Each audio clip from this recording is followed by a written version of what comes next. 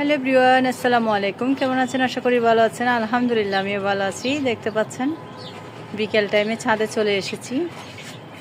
তো এখানে মুরগি অনেকটা কমে গিয়েছে, আমাদের 4টা মুরগি মারা গিয়েছে। তো তো এখন ওষুধ চলতেছে এগুলার।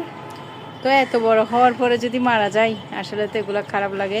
তো ছোটো থাকা অবস্থায় যদি মারা যায় তো তাহলে এত খারাপ লাগতো না। তো দেখতে পাই সবসময় আসি সকালে, বিকেল টাইমে আসি না। আজকে এসে এখান থেকে কয়েকটা ভেন্ডি নিয়েছি।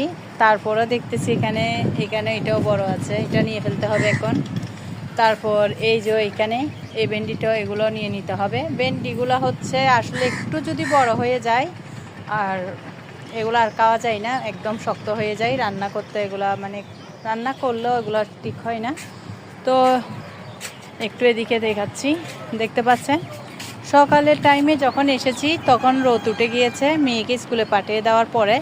তো অনেক লেট হয়ে গিয়েছে। তারপরে দেখতে পাচ্ছেন এই পাশটাতে আসি নাই, এদিকে এসে আমি এখান থেকে নিয়েছি, বাম পাশ থেকে নিয়েছি, এই পাশ থেকে নেওয়া হয় নাই ভেন্ডি। সেজন্য দেখতে পাচ্ছেন এই ভেন্ডিগুলা, এগুলা নিয়ে নিতে হবে এখন। এই তো এগুলা নিয়ে নিতে হবে, এগুলা আর এগুলা সব নিয়ে নেব এখন। আর এখানে যেগুলা এই তো এগুলা এইটা এগুলো সব নিয়ে নিতে হবে দেখে।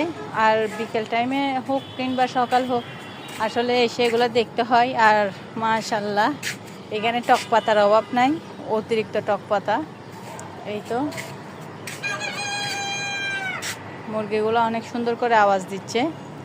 আর এখন এই প্লাস্টিকটা এদিকে বাতাসে আর রোদ হওয়াতে দেখতে পাচ্ছেন একদম নরম হয়ে গিয়েছে। তো অল্প করে ছিঁড়ে গিয়েছে এটা।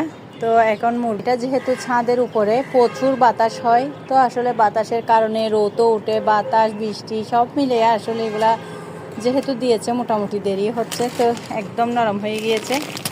এই তো ননাসের বাসায় যাচ্ছি, হঠাৎ করে দেখতেছি মুরগিগুলা প্রথমে 2-3টা একসাথে মারা গিয়েছে, পরে আবার আরেকটা এরকম করে করে।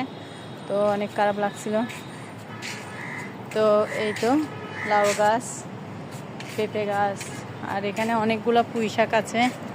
তুলবো করে আসলে এগুলো তুলতে বিরক্ত লাগে রোদ যখন উঠে যায় তখন। এই তো এই লেবুগুলা সুগন্ধি অনেক।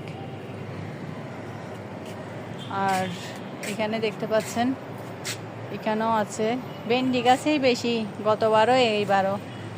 গতবার ভেন্ডি আর বরবটি ছিল, আর এইবার হচ্ছে ভেন্ডি। আর এখানে দেখতে পাচ্ছেন তিত কাঁকরোল। আর এখানে দেখা যাবে